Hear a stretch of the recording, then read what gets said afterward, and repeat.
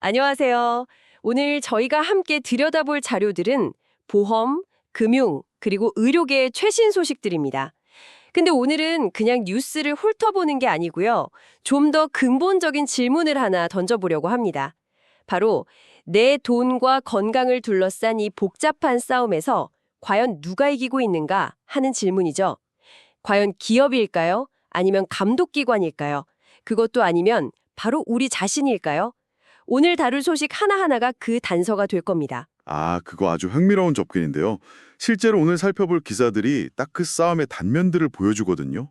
소비자를 현혹하는 뭐랄까 교묘한 수법들, 또 거기에 맞서서 규칙을 바꾸려는 감독 당국의 움직임, 그리고 이 모든 판을 뒤흔드는 새로운 기술까지. 이 거대한 힘겨루기 속에서 우리가 어디에 서 있는지 그 맥락을 짚어보는 게 중요하죠. 좋습니다. 그럼 그 싸움의 가장 치열한 전장부터 한번 가보죠. 소비자들이 직접적으로 공격받는 현장 이야기요. 첫 번째 단서가 정말 충격적입니다. 설계사를 믿고 맡겼는데 내 전 재산이 불법 투자금이었다. 이게 PS 파인 서비스라는 법인 보험 대리점, 그러니까 GA에서 벌어진 일인데요. 소속 설계사 67명이 고객 415명에게 무려 1,113억 원어치 불법 투자를 알선한 사건입니다. 네, 피해 규모가 어마어마하죠. 1,113억 원 중에 아직 한 294억 원은 돌려받지도 못한 상태예요. 상황이 너무 심각하니까 결국 금감원이 칼을 빼든 거죠. 해당 GA의 등록 자체를 그냥 취소해버리고 관련자들은 전부 수사기관으로 넘겨버렸습니다. 시장에서 아예 퇴출시켜버린 거예요. 잠깐만요. 설계사 67명의 잘못 때문에 회사 전체의 등록을 취소했다고요? 이건 거의 사형 선고나 다름없는데 일부의 문제라고 하기엔 조치가 너무 강력한 거 아닌가요? 금감원이 일부러 본보기로 삼아서 세게 나간 건지 아니면 정말 회사 전체가 썩어 있었다고 봐야 하는 건가요? 아주 날카로운 질문이십니다. 결론부터 말하면 금감원은 이걸 조직적인 시스템 실패로 본 겁니다. 단순히 몇몇 설계사의 일탈이 아니다. 회사의 내부 통제 시스템이 완전히 무너졌다고 판단한 거죠. 등록 취소라는 초강수는 시장 전체에 보내는 경고 메시지이기도 하고요. 앞으로 이런 식의 불법 행위는 회사 문 닫을 각오해야 한다는 그런 강력한 신호죠. 결국 이 사건은 우리에게 중요한 숙제를 남깁니다. 내 담당 설계사가 권하는 게 진짜 보험사의 공식 상품인지 아니면 이름만 비슷한 별개의 투자 상품인지 과연 우리가 구분할 수 있는가 하는 숙제요. 기관의 대형 사기만 있는 건 아니더라고요. 개인들이 자신도 모르게 이렇게 회색지대로 빠져드는 경우도 많아 보입니다. 다음 소스가 딱 그런데 살 빼려다 전과자 될 수 있습니다. 이게 뭔가 했더니 비만 치료제 관련 보험 사기 이야기예요. 실손 보험 안 되는 다이어트 주사 같은 걸 맞고 마치 도수 치료 받은 것처럼 서류를 꾸며서 보험금을 타내는 거죠. 네, 소위 영수증 쪼개기라는 수법인데 경찰이 아예 무기한 특별 단속에 들어갔습니다. 여기서 핵심은 처벌 대상이에요. 서류를 조작해준 병원이나 이걸 알선한 브로커는 당연히 처벌받고요.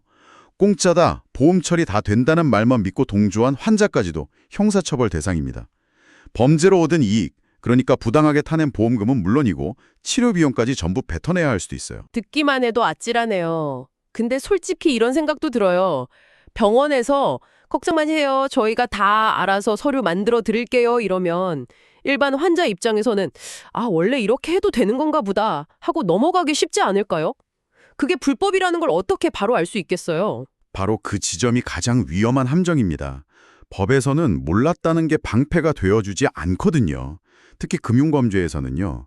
이런 보험 사기는 결국 선량한 대다수 가입자들의 보험료 인상으로 돌아오는 구조입니다.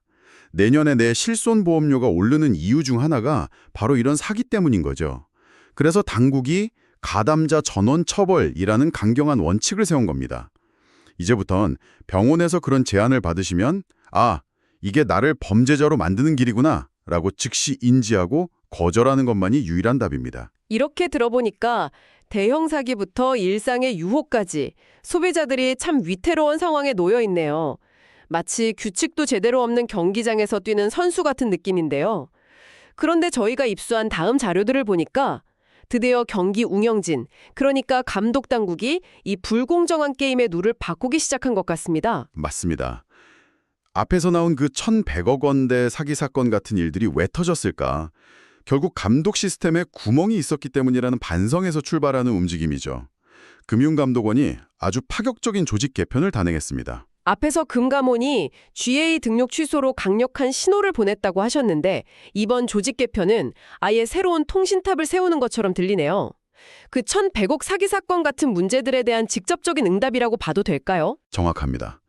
직접적인 응답이자 패러다임의 전환이라고 볼 수 있죠.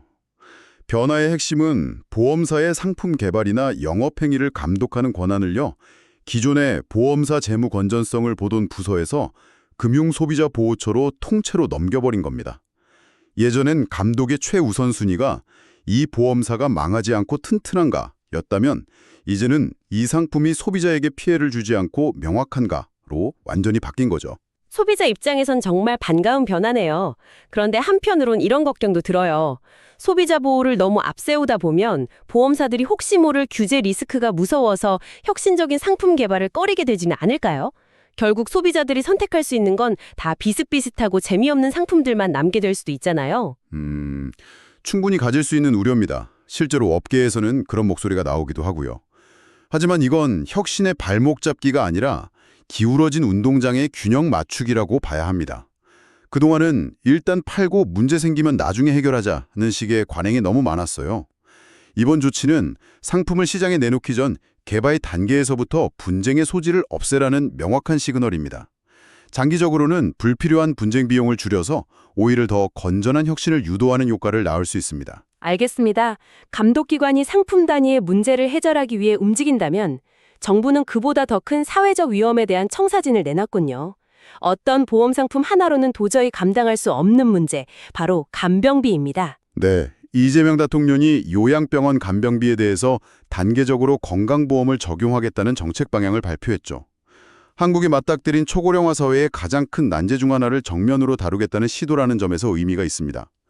한 달에 수백만 원씩 들어가는 간병비 때문에 가게가 파탄나는 일이 비일비재하니까요. 어디서 마련할 것인가? 이건 현실적인 약속인가요? 아니면 좀 정치적인 구호에 가까운 건가요? 바로 그 지점이 앞으로의 핵심 과제입니다. 현재로서는 어떻게에 대한 구체적인 계획이 빠져 있는 선언적인 단계라고 봐야 합니다. 건강보험 재정을 더 투입할지 아니면 새로운 목적세를 만들지 사회적 합의 과정이 굉장히 험난할 거예요. 하지만 중요한 것은 이제 간병 문제가 개인이나 가족이 알아서 해결할 문제가 아니라 국가가 책임져야 할 사회적 의제라는 점을 공식화했다는 데 있습니다. 우리 스스로가 건강과 관련된 정보를 챙겨야 한다는 흐름도 뚜렷해지네요. 다음 소슈는 좀 섬뜩하기까지 한데요. 건강검진 때 찍는 CT가 오히려 건강을 해칠 수 있다는 이야기입니다.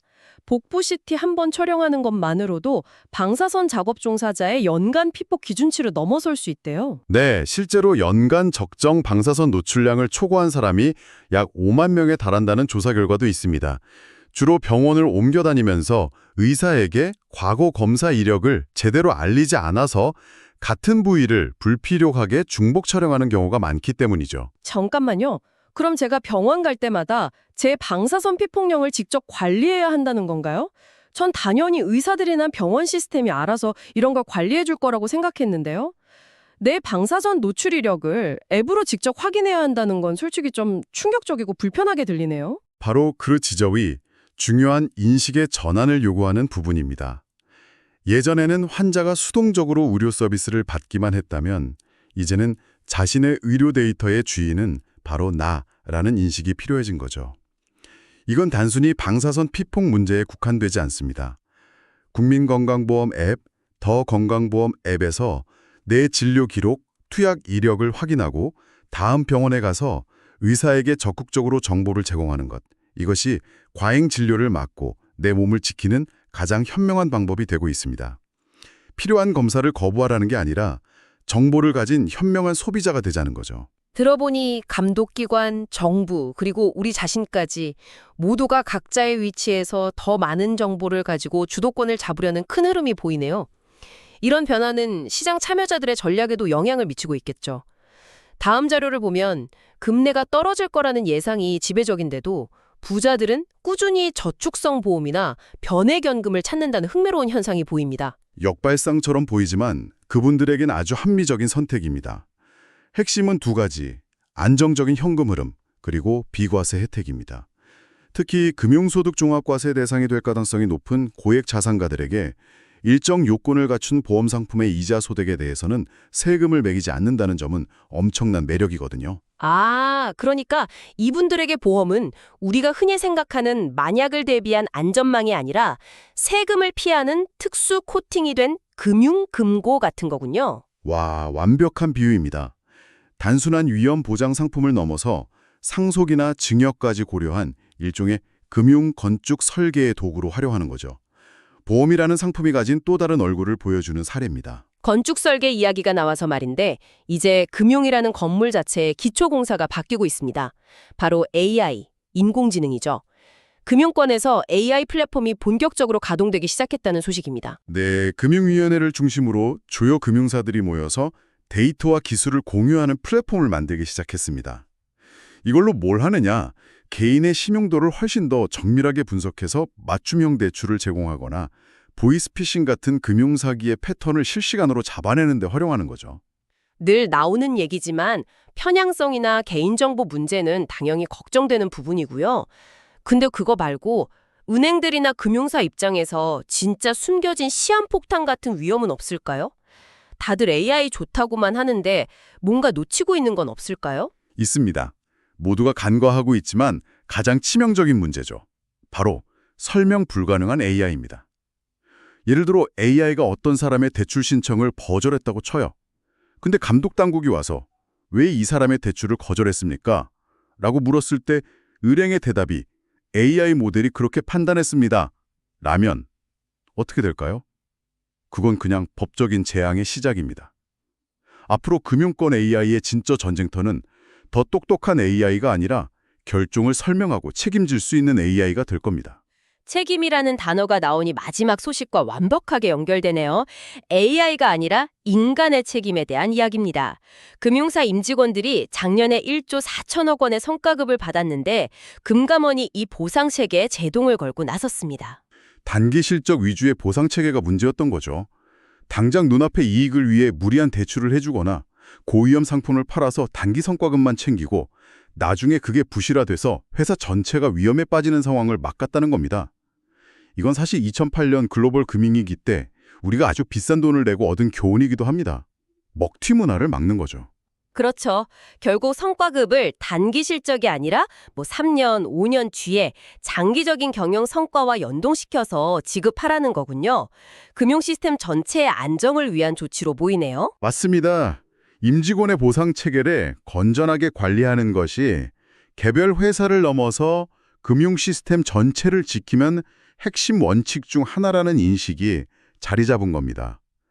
결국 모든 것이 지속 가능성과 책임이라는 키워드로 귀결되는 셈이죠. 자, 오늘 정말 많은 단서들을 살펴봤습니다. 불법 투자 사기부터 보험 사기 단속, 소비자 보호를 위한 감독기관의 변신, 간병비 문제, 그리고 AI와 성과급 시스템까지. 처음에 던졌던 질문으로 돌아가 보죠. 내 돈과 건강을 둘러싼 싸움에서 과연 누가 이기고 있는가? 오늘 이야기를 종합해보면 답은 점점 더 복잡해지고 있다가 아닐까 싶네요. 동의합니다. 어느 한쪽의 일방적인 승리는 없는 것 같습니다. 다만 분명한 것은 이 싸움의 규칙과 무기가 모두 바뀌고 있다는 점입니다. 그리고 이 새로운 게임에서 승패를 가르는 단 하나의 변수가 있다면 그건 바로 정보입니다. 누가 더 정확한 정보를 가지고 그 정보를 활용해서 스스로를 보호하고 현명한 결정을 내리느냐에 모든 것이 달려 있습니다.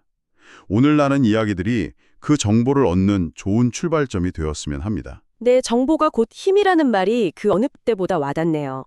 오늘 저희는 주로 소비자가 어떻게 보호받을 수 있는지에 대해 이야기했습니다. 여기서 한 걸음 더 나아가 이런 질문을 던져보며 마무리하고 싶습니다. 미래의 금융 소비자는 단순히 시스템으로부터 보호받는 수동적인 존재를 넘어 이 시스템을 함께 만들어가는 능동적인 참여자가 될 수는 없을까요? AI와 내 손안의 데이터를 무기 삼아 더 공정한 시스템을 만드는데 기여할 수 있는 방법은 없을지, 여러분의 역할은 어디까지라고 생각하시나요? 한번 곱씹어 볼 만한 질문인 것 같습니다.